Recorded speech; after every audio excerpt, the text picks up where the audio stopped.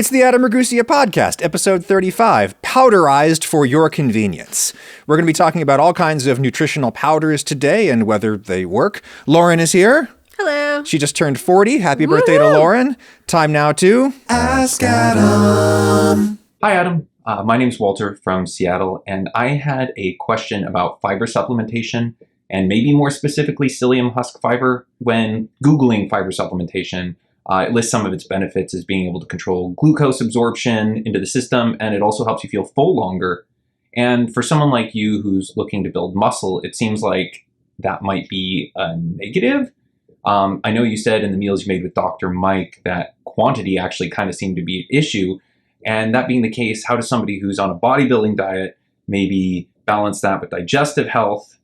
And then I guess in the inverse, for people who are doing long cardio exercises, triathletes, any sort of marathon running or things like that, the carbs and protein might be harder to access from their system. And would that possibly reduce their overall performance?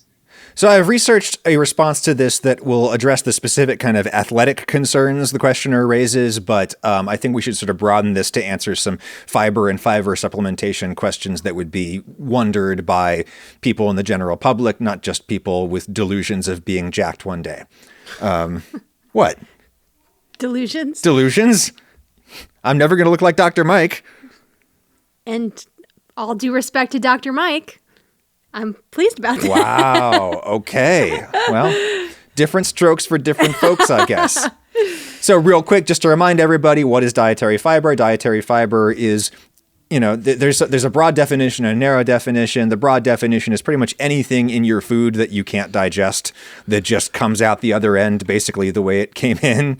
And then there's sort of more narrow definitions that would describe it as particular kinds of polysaccharides. And it usually is polysaccharides, which think of it like indigestible carbs, basically, even though some of these things aren't technically carbs. Things like lignin, which is the polysaccharide in wood that makes wood woody, that's dietary fiber, all kinds of things. The thing about fiber is that there's two kinds of it, two general categories, and that would be your soluble fiber and your insoluble fiber. And then even within that, there's actually some more subtle shades of distinction that we need to sort of talk about. So in the world of like dietary fiber, medical advice, etc., what the experts will tell you is fiber needs to gel to keep your patients well. Sounds delicious, doesn't it? Fiber needs to gel to keep your patients well. Okay, so what does that mean? Gelling fiber is the soluble fiber, the kind that dissolves into water and forms this gel that slows down digestion, specifically in your small intestine. So that's the first intestine that your food hits, right? And that's where most of your nutrients are absorbed, is in your small intestine. So the soluble fiber forms a gel, and that slows everything down. And for most of us eating in rich countries where we're eating way too much sugar and stuff like that, it slows the absorption of sugar into our bloodstream and keeps us kind of nice and fed at an even level instead of having massive spikes and troughs in our blood sugar that provokes insulin response and eventually leads to type 2 diabetes and all that kind of stuff. So that's really, really good. It also, soluble fiber traps lipids, and specifically cholesterol, the bad cholesterol, and you end up just passing some of your dietary cholesterol as a result. Fiber needs to gel to keep your patients well. Then there's the insoluble fiber, which is the stuff that doesn't absorb water, and it's there to keep things moving along. How should we put it? That sounded about right. It's nature's broom, right? And this has the advantage of, especially in a rich country diet where we generally eat too much food, it just kind of adds non-caloric bulk to your food that kind of just gives you the tactile, physical feeling of being full. And there's an interesting question as to what extent that actually matters versus like hormonal indications of satiety, which usually are not caused by like just there being bulk in your system. Rather, it's caused by kind of the chemical content of that bulk. But anywho. Really glad I could be here for the poop show. Oh, it's going to get better, honey. Okay. It's going to get so much better. And so what the insoluble fiber helps you do is to clear everything out, and that prevents kind of common butt diseases. It can help with like IBS and stuff like that. Colon cancer apparently too, because it clears all. The waste in your body is filled with carcinogens, and the quicker you can clear it out, so it's not in contact with your colon, the better, right? So insoluble fiber for that. For that, exactly. Okay. But for most of the other health benefits you hear associated with fiber, there you're talking about soluble fiber, the fiber that gels. And a lot of fiber supplements historically have been much heavier on the insoluble fiber than the soluble fiber. Why would you guess, honey? Why would you think that the makers of fiber supplements would be hesitant to put soluble fiber into their product, given that it gels? I don't know. It's gross. Ew. People don't want to drink it. Oh, Yeah. I see. Yeah. Nobody wants to drink like a glass of gel. Yeah. I don't like to drink fiber anyway. That's why I like the chewable tabs. So I don't know what's in those. Well, see, what's ironic is that, Lauren, who has some digestive issues, as we all do as we get older, as we get into our 40s. Oh, okay. She wants to take fiber supplements, but they all have these artificial sweeteners in them that completely wreck her digestion. Sorbitol and aspartame and all of that makes my stomach hurt so bad. Yeah, because some people they can eat that stuff and they just pass it through their system, but other people have a gut microbiome where there's like buggies in your intestine that will eat the sorbitol and all that kind of stuff, and then they create metabolites that aggravate you. It's awful. Just awful, yeah. But you can buy like unsweetened fiber supplements. They can just be a little bit harder to find. But anyway, so historically, fiber supplement makers did not want to put soluble fiber into their products because people didn't want to drink them, and therefore they didn't want to buy them. Is this before? Because I assume there's encapsulated fiber. There is, but it's tricky. It's tricky to do because you just need a lot of it, like it's kind of like protein. Like people ask, oh, why do I have to take my protein powder in like a viscous drink? Why can't I just take a pill? And it's because it's a macronutrient, not a micronutrient. You don't need a little of it. You need a lot of it. And you just literally can't fit it into a pill. Yeah. I will say when I do take those chewable fiber supplements, it's the label tells you to have three times a day, which is three times a day, which is a lot. That's a lot. They're delicious, but oh, really? Oh, yeah. Oh, okay. But also, it's expensive. Yeah.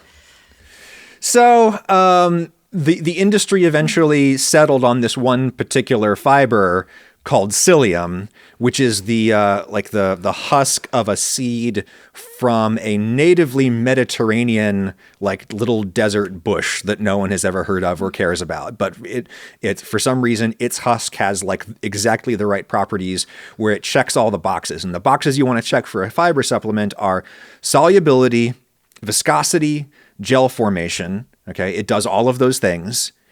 And then there's what's called they call it the degree or rate of fermentation. And that's kind of the newer area of research into fiber as a beneficial thing for you to eat. And that's where psyllium kind of fails. Psyllium is not super fermentable. So, honey, would you prepare a dose of this for me? We've got some psyllium husk fiber store brand. It's the dosage is a teaspoon, so just eyeball like a teaspoon in there, if you could, and I'll drink it. You don't have to drink it. Also, because I think there's sorbitol in there. They're aspartame. Aspartame. Okay, No. so just dump in like about a teaspoon of the powder. Yeah. I thought you already had No, I hadn't mixed it up. Yeah, Sorry, go ahead. I thought this was like TV magic. Oh no, you're the TV magic, honey. All right. So no, it's about a teaspoon. So more than that. I'm so bad at eyeballing measurements. You are just fine. That's good. All right. Oh, yeah. You're not supposed to breathe it in, apparently. Oh, it's very orange. Yeah. Okay, there we go. So this one, as has become kind of common and standard for psyllium supplements, also contains maltodextrin. It smells like Tang. I think it's going to taste like Tang. Is it going to send me to space? Oh, That's totally tolerable. That's totally fine. So there's maltodextrin in there as well, because that's a fermentable fiber. And fermentable fibers are like things that you can't digest, but that your gut bacteria can. And then they create metabolites that are probably very beneficial for us in a number of ways. And that's like a relatively new area of research. But whenever you hear people talking about gut health and feeding your gut microbiome, this is basically what they're talking about. And so basically, they figured out a way to process psyllium so that it is a soluble fiber, but it solubilizes slowly, so that in the freshly mixed drink, this just basically it tastes like Tang. It has the texture of water. Like it's fine. Do you have to chug it? I don't know how fast it gels. Maybe we should let it sit here for the rest of the show and we can check it at the end. It probably like gels in response to your stomach acid or something like that. But anyway, it does gel in your system. And that's how they created like the new generation of like pretty effective, apparently, fiber supplements. Now, here's the giant kind of caveat to put on all of that, which is that if you look at like the clinical trials of fiber supplements, where they in an experimental situation, highly monitored, physician prescribes a particular fiber supplement, a patient takes it, and they're tracking their other diet and all that kind of stuff. What they find is that in an experimental context, in clinical trials, fiber is really effective at doing all of the good health things that fiber generally does for people.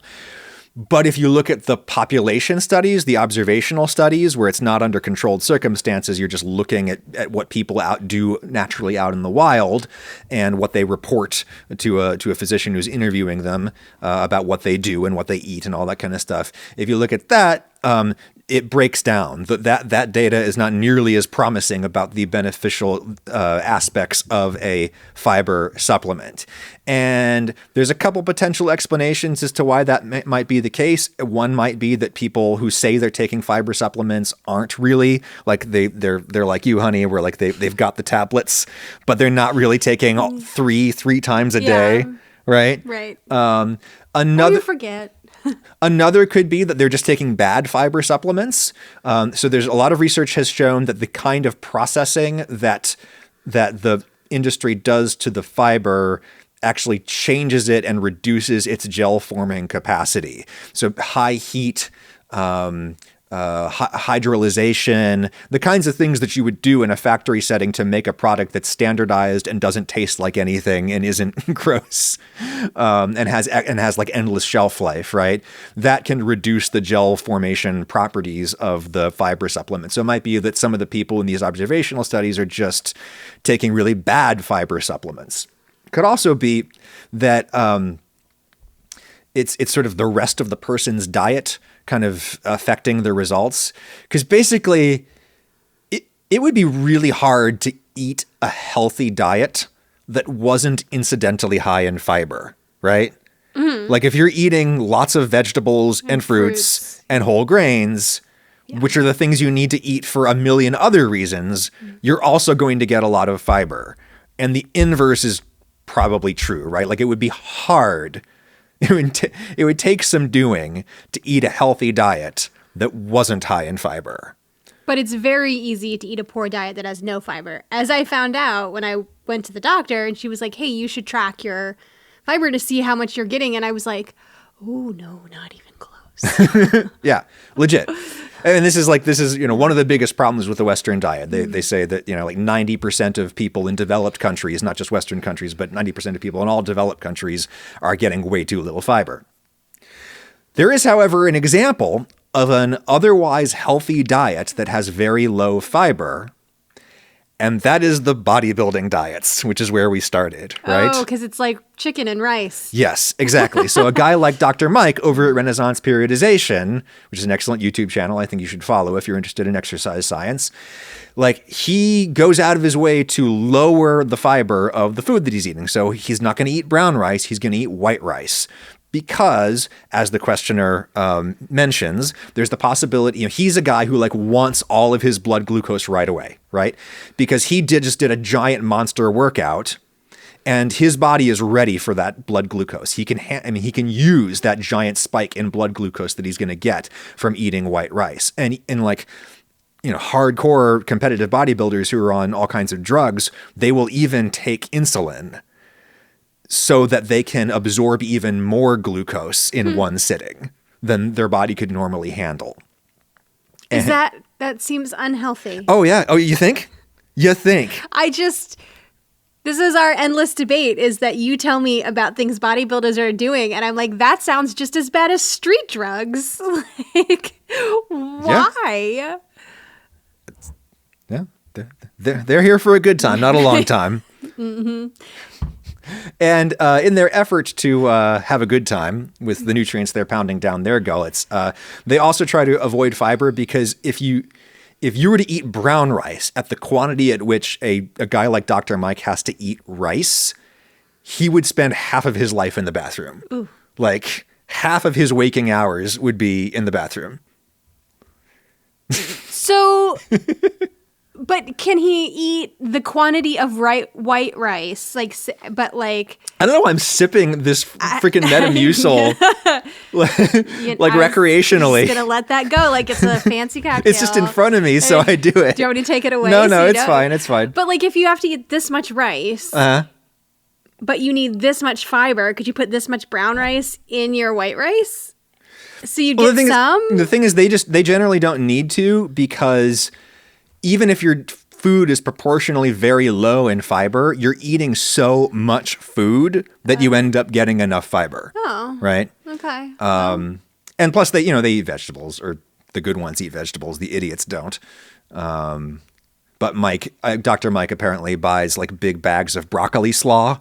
That's his main staple, broccoli, which sounds really convenient. And, they make broccoli slaw from the stem of the broccoli, which normally gets thrown away. Right. Yeah. So that's a good byproduct and very sustainable. Bodybuilders so interested in sustainability. Oh, they're the coal barons of the diet world. It's the least sustainable way to eat and live. They've got their chicken houses in the backyard. Yeah, exactly. They're just back up the 18-wheelers to my house, all the beef. I'll put one more caveat or asterisk on this fiber supplementation conversation before we move on to more palatable topics, which is that one hopes a lot of the research on fiber supplements has either been funded or directly performed by Procter & Gamble, which owns the Metamucil company. Now, the cynical reading of that would be... You need fiber, so buy my fiber. Yes.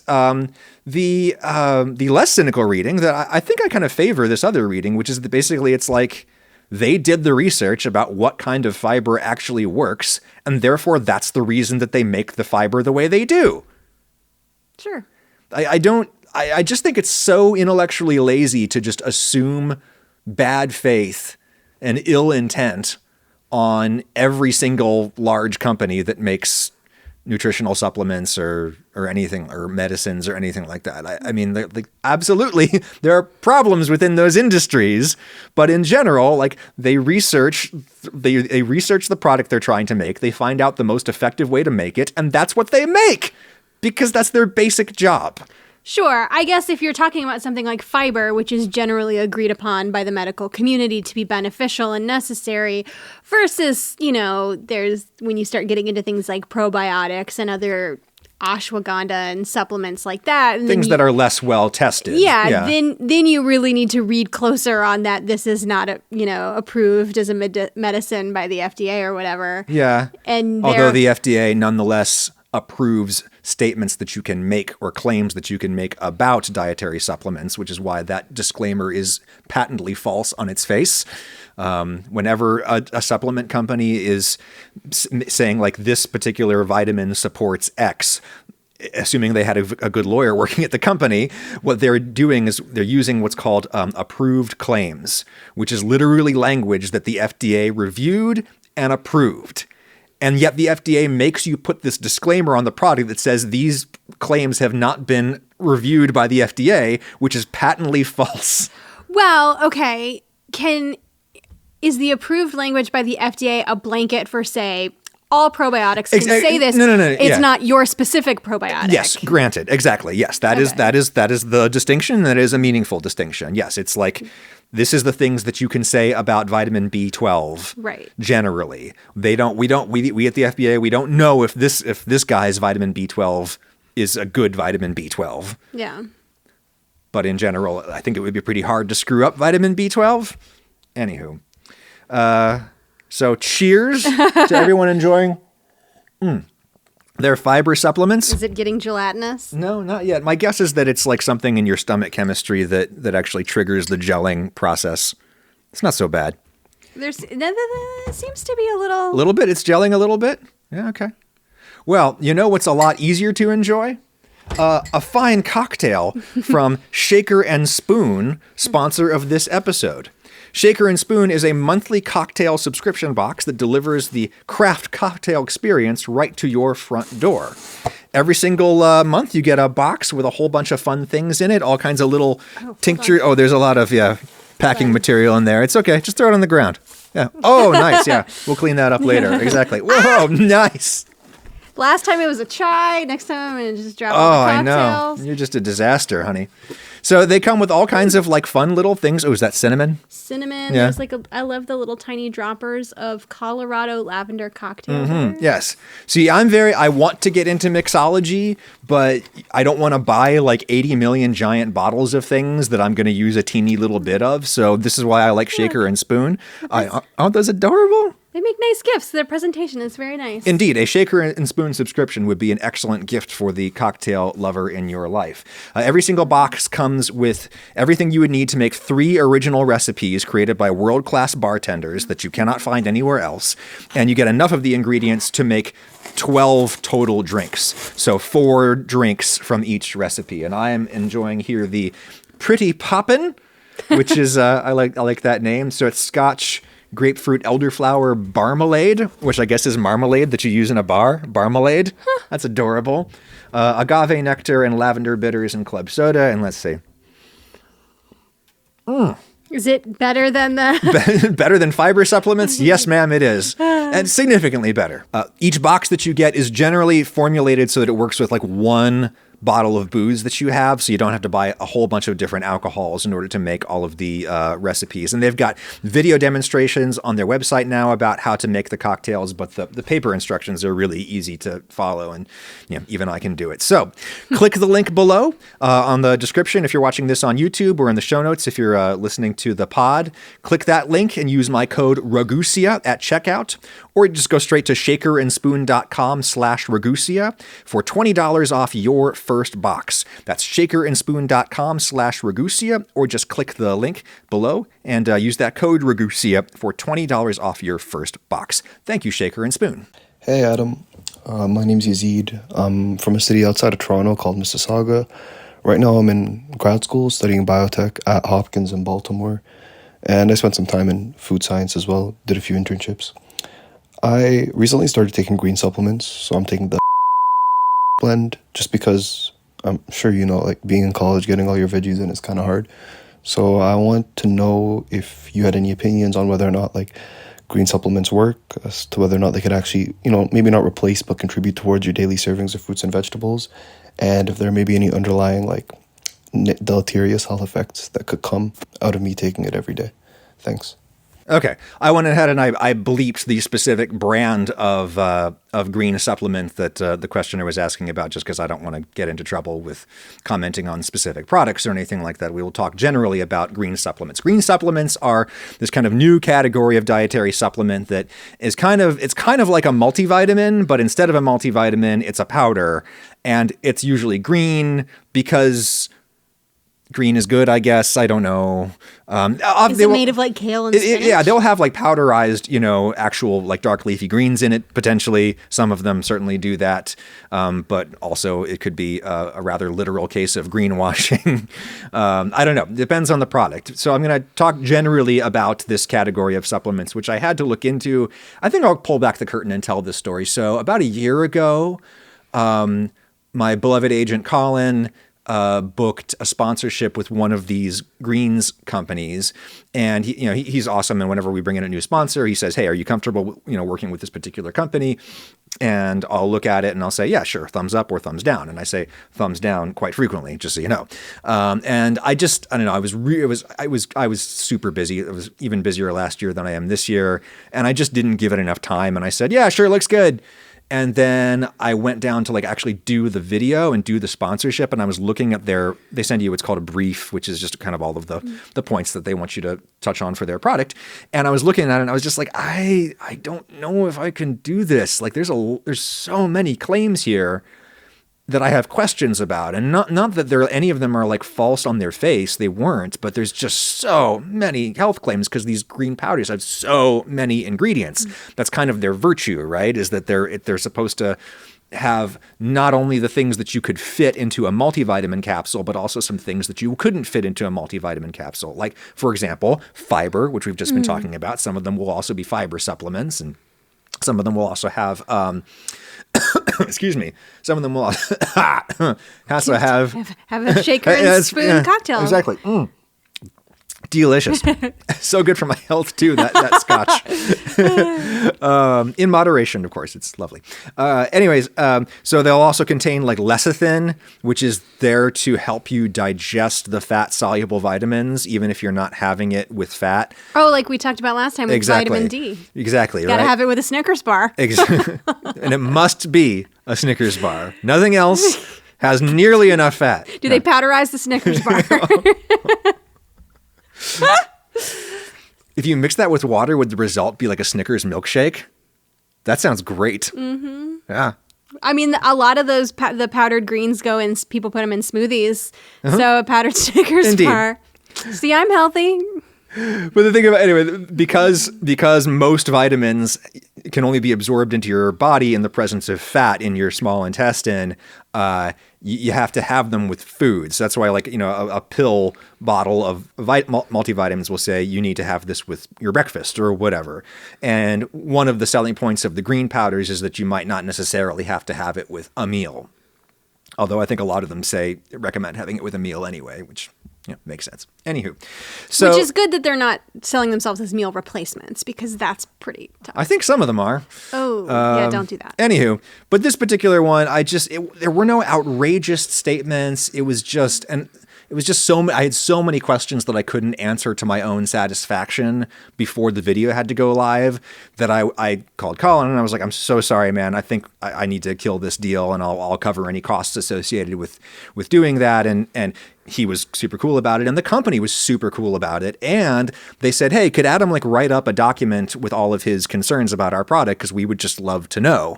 And I did that later when I had the time to do it. And to their credit, they researched everything that I said and sent me back this incredibly lengthy document with all of their supporting research and, justifying why their product is the way it is.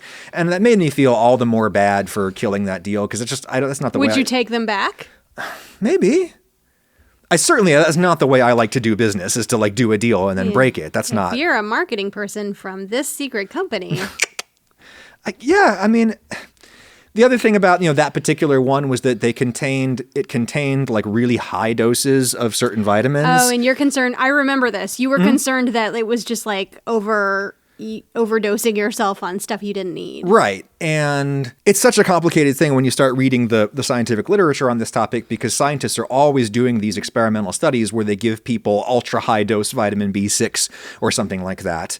And they're constantly, turning up findings that find that they can help ultra high doses of vitamins way beyond the recommended dailies can be beneficial for all kinds of things, or slowing a cognitive decline with a particular cognitive decline disease, or, reducing your risk of cancer. There's some studies showing ultra high dose vitamin C can reduce your risk of certain cancers. But at the same time, there's also a million studies showing that ultra high doses of vitamins and minerals can also have these health risks associated with them. And it's all a question of degree, and science is still kind of figuring that all out. And I just felt nervous about that particular product, but they wrote me back with links to all of these studies and justifying why they had set the dosages where they did. And I was just like, well, this seems pretty well reasoned to me. And again, I felt just like a jerk for killing that deal. But hey, better to be cautious, right? When it comes to your health, which is why if you were to ask like a nutrition, any kind of, credentialed nutrition expert, as opposed to some dude on the internet, if you were to ask any kind of credentialed nutrition expert, like, hey, should I go for these green powders? What do you think that they would say? Just eat a balanced diet. Exactly. They'll say just eat food, just eat freaking salad. And that is like the least helpful advice on the planet, because everybody knows that they're supposed to be eating the damn salad. Okay. Yeah. The thing is, we live in the real world where either we don't like the salad, we can't afford the salad because fresh produce is expensive and inaccessible for a lot of people, or we just have something else that we need to do that day, You're shaking my chair every time you speak, and it's making me nauseous. Oh my goodness! Oh yes. Okay, so I'm going to take my arm and have it at my sides, like we don't like each other. Oh my God, could you just cut this part out? Nope, that's staying. Just when you're gesturing, my whole chair is like that's staying in the program. I feel like I'm on a ride. Life with me is a ride, baby. Don't you know? Oh, you're a delight. Okay. Anyways, so. Yes, obviously, the best thing is to eat a healthy diet. To be fair, I will say that the powdered greens are probably more expensive than eating a salad every day. You think so? Probably, yeah. Wow. Definitely the ones that you were offered. I would have to do the math on that. But anyways, so if you can't eat a good diet, then yes, it seems to me that supplements like this have a lot of potential. And the experts would also say, well, they haven't been researched enough. And it's like, well, yeah, but like almost nothing in nutrition has been researched enough. Food hasn't been researched enough. Like the reason they tell you to do food rather than supplements is that we've at least been eating food for like hundreds of thousands of years. And so there's just kind of anecdotal experiential evidence of what kinds of foods are good for you and what kinds of foods are bad for you. But like a lot of it is really kind of not proven with hardcore scientific data. So I would just be suspicious that the processes by which, a bunch of kale is turned into a powder, does that strip it of its actual nutritional benefit? The answer is that like a lot of those kind of processes could do that, but also these companies aren't dumb and they have actual scientists working for them who are working to formulate a product that mitigates those hazards.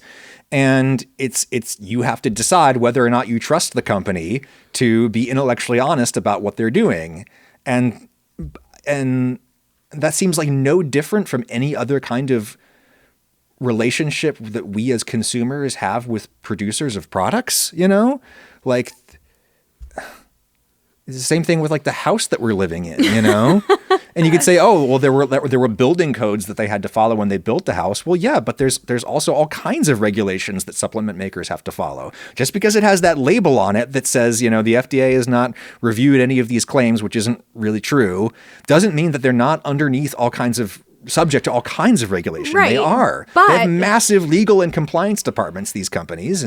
But the question here is like the deleterious effect of switching your entire leafy green fibrous, whatever diet. Yeah, but so wouldn't the answer be to continue to try to eat a healthy diet and hedge your bets with greens, but don't be like, this is the replacement. Like I'm putting all of my dietary faith in this thing. And yeah, sure. And certainly the companies would say this is a supplement. You should still be eating a healthy diet. Mm-hmm. And that's why I suspect, I suspect that the one reason why I suspect the population level observational studies of dietary supplements in general tend to find kind of lackluster results. One explanation for that is often postulated is that people who are conscious enough of their health to be taking the supplement in the first place are already probably leading reasonably healthy lives. It's not the total disasters of people whose diets and lifestyles are a total disaster generally aren't also taking the green powders, Yeah. Unless, like he said, he's in college and that can temporarily really derail your diet, especially if you say you're eating on a meal plan or something. Freshman 15. Got me.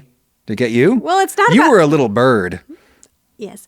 It's not about the pounds. It's about the nutrition. Yes, it's like, that was the thing is like, I didn't gain weight in college, but I sure as shit wasn't healthy when I was like, hydrating myself with Coca-Cola and eating from the Sparrow every day. Like No, it was like the top. We had a McDonald's in the basement of my dorm, and you could use your meal points there. So I was not rolling on good nutrition. If the good people at Sparrow want to sponsor one of my programs, let me tell you. Adam loves Sparrow. The best part of going to the airport is Sparrow. So we have a question for you off topic about Sparrow, because there's a Sparrow in the mall, and I've noticed they've tried to up their game by they take your slice and they throw it in a wood-fired oven before they give it to you. Does that take some of the joy out of Sparrow?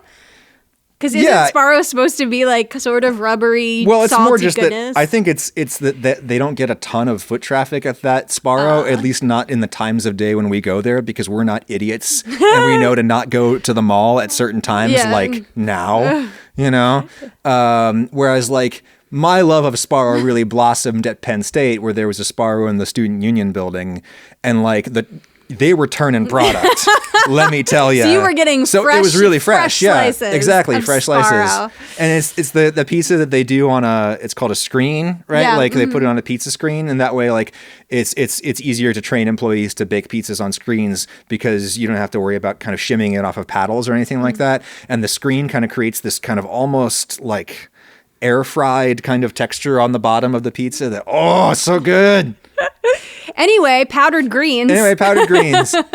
It seems to me that they could have a great role in your diet, depending on you and depending on the product. And I know that that's incredibly unhelpful advice, but that's just kind of the way it is. And really nobody can give you much better advice than that, because there's just too many unknowns. Well, get a physical, get your annual physical, and compare your blood work numbers. Talk to your doctor about it. That's the thing that we say whenever we talk about health stuff in the media that supposedly gets us out of all potential legal hazard. Although I will say, I feel like about multiple times I've heard from various doctors when it comes to things like supplements, Americans have the most expensive pee in the world. Yes, absolutely. Because we're just like whoosh right through. Because in the case of the water-soluble vitamins, like the B vitamins, if you ingest more of that than your body can use, you will pee it out readily. Which is why, the risk of ODing on water-soluble vitamins is usually lower than the risk of ODing on the fat-soluble vitamins, because they can get stored in your fat cells and then bioaccumulate in your body. But could the water-soluble vitamins, an overdose on them, hurt your kidneys? Yes, they can potentially hurt your kidneys or your stomach. Incredibly high-dose vitamin C. Nutrition is a battlefield. Well, anything is toxic in sufficient quantity, That's true. You can OD on water, for God's sake. That's why all those Instagram accounts telling you that, what is it? Subway bread is made of yoga mats and it's all toxic. And it's the dose makes the poison, my friend. Dose makes the poison. Great message. I hope you heard it loud and clear. You can hear it even louder or clearer with the help of Raycon, sponsor of this episode. Raycon makes premium audio products like these earbuds, these everyday earbuds that I absolutely love. They also make headphones and speakers that are incredible. They've got awesome kind of colors, and they're fun looking and they sound fantastic, but they're way more affordable than other premium audio brands, and absolutely fantastic as a gift. Mom, dad, co-worker, fitness lover in your life, gamer in your life that's going to want gaming headphones. Absolutely go to buyraycon.com/Ragusia show right now, and you can save 15% off everything site-wide with the code HOLIDAY, and plus get free shipping. And there's even more stuff that Raycon is doing to help you out for the holidays as you are looking for gifts for the audio lover in your life. They're having a countdown to Christmas with a new pop-up flash deal that you can take advantage of every single day, a different one every day. Today's deal is for the fitness earbuds, which have particularly great fit, secure fit for if you're, bouncing up and down while you're wearing your earbuds, and particularly great waterproofing on them as well to handle all of your sweat and all of that kind of stuff. But they're doing a different deal every single day. Check it out, the website, every single day. You can also buy Raycon now at stores like Kohl's or Walmart. But let me tell you right now, you're always going to get the best deal if you go to buyraycon.com/Ragusia show. Right now, 15% off your Raycon purchase site-wide. I love the everyday earbuds because they came with a whole bunch of different little soft silicone tips to try, and you can get a perfect fit by just picking the one that's right for your ear canal. And I absolutely hate earbuds that don't really kind of fit in my ear, and they make me very uncomfortable on a number of levels. And these just fit fantastic. The battery life is absolutely great. The audio is great.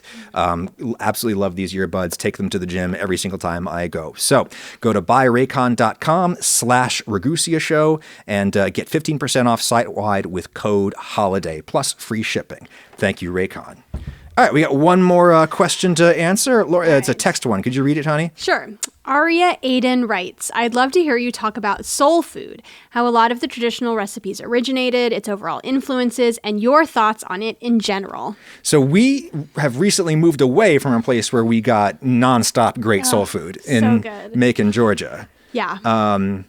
If you're ever in Macon, you have to go to H&H Soul Food. Famous. Mama Louise. Who...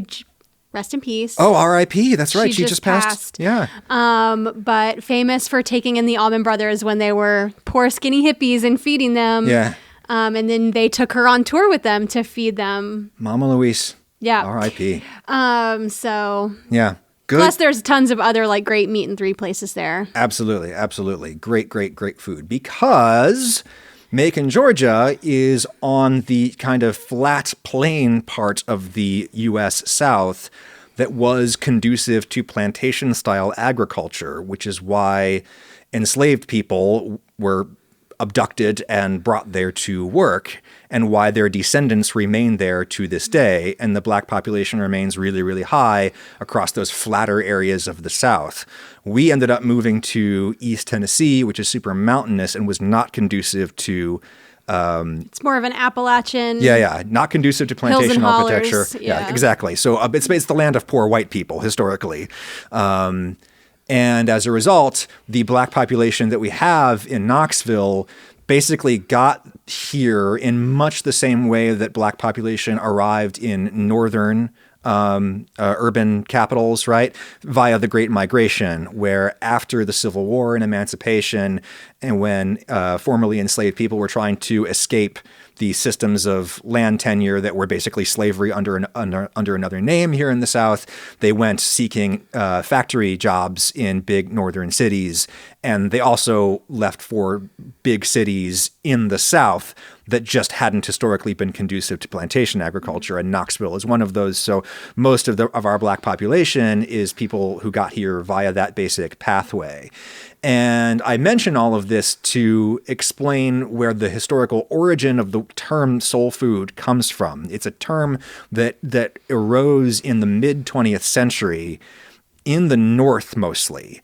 It was a way of black people who had brought their food and their culture with them to a new place. It was a term that they applied kind of retroactively to distinguish it from the new food ways that they encountered in Chicago or Detroit or Knoxville or wherever they had kind of ended up. So it's a new term. It's not an old term. And why that's relevant is that it's a frequent topic of debate in the American South whether soul food is different in any way from Southern food. Whether soul food just is Southern food. Well, I think part of it too is that you had Southern white people who for generations their food was prepared by, black enslaved people. Exactly, and yes. Those were, when they began to learn to cook. Right, exactly. They learned from... So as a result, like white Southern food is really similar to black Southern food because at least historically, black people were the one cooking it for the rich white people. And the poor white people cooked for themselves and cooked very much in the same way that black people cooked for themselves because they were also poor and living in the same basic agronomic environment and doing practices that were inherited. A lot of food scholars think a lot of Southern food practices were inherited directly from indigenous people, pretty much everything having to do with corn, maize, and its processing. So what's the name of the corn grits that have been mixed, that have hominy. Been hominy, that have been treated with alkalis, right? Like that's something that people of European and African descent in the Southern United States probably learned from indigenous Americans, and it results in hominy grits. Which thoughts on grits, honey? I like cheese grits. I like grits with butter and salt. I don't like anything else in them. Can't get behind grits. I'm sorry. I love them. Oh. I really like them They when taste they're like cooked. nothing. Well, we put butter and salt in them. Some people put hot sauce in them. Some people, I like cheese grits. I like Yeah. them when they're cooked up a little firmer, so that you can eat them with a fork. Yeah. Yeah.